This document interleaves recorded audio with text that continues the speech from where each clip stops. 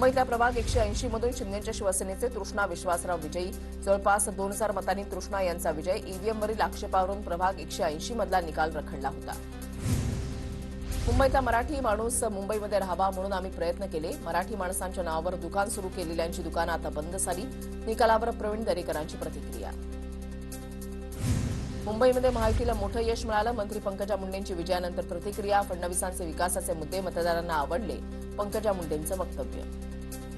काही झालं तरी मुंबईमध्ये ठाकरेंचं वर्चस्व राहणार. ठाकरेंच्या शिवसेनेचे नेते चंद्रकांत खैरे यांची प्रतिक्रिया. तर भाजपचा हा विजय पैशांचा असल्याची खैरेंची टीका.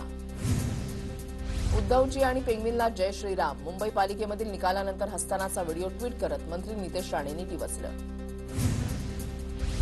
नवी मुंबईमध्ये मंत्री गणेश नाईक यांचं वर्चस्व कायम. भाजपनं 66 जागा जिंकत बहुमत मिळवलं. भाजपची एखादी सत्ता आल्यानंतर एकनाथ शिंदेंना डिवचणारे होर्डिंग्स आणि पोस्टर्स झळकले. कल्याण डोंबिवली पालिकेमधील 122 जागांचा निकाल हाती. कल्याण डोंबिवलीमध्ये भाजपला 50, शिंदेच्या शिवसेनेला 53, ठाकरेंच्या शिवसेनेला 11, मनसेचा 5 जागांवर विजय. निकालानंतर भाजप कार्यकर्त्यांचा जल्लोष.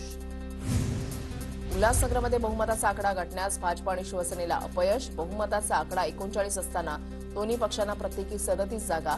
वंचित बहुजन आघाडीच्या हाती सत्तेच्या चाव्या. वसई विरारमध्ये भव्याची शिट्टी जोरात. 71 जागांसह हितेंद्र ठाकूरांच्या बहुजन विकास आघाडीचा दणदणीत विजय. तर मेरे पास कार्यकर्ता हे म्हणत हितेंद्र ठाकूरांनी भाजपला डिवचले. मीरा भाईंदरमध्ये पुन्हा एकदा भाजपची सत्ता. विरोधात उभ्या ठाकरेला शिवसेनेच्या प्रताप सरनाईकांना धक्का. 47 जागांसह भाजपची सत्ता. तर शिंदेच्या शिवसेनेला अवघी 1 आघाडी जागा.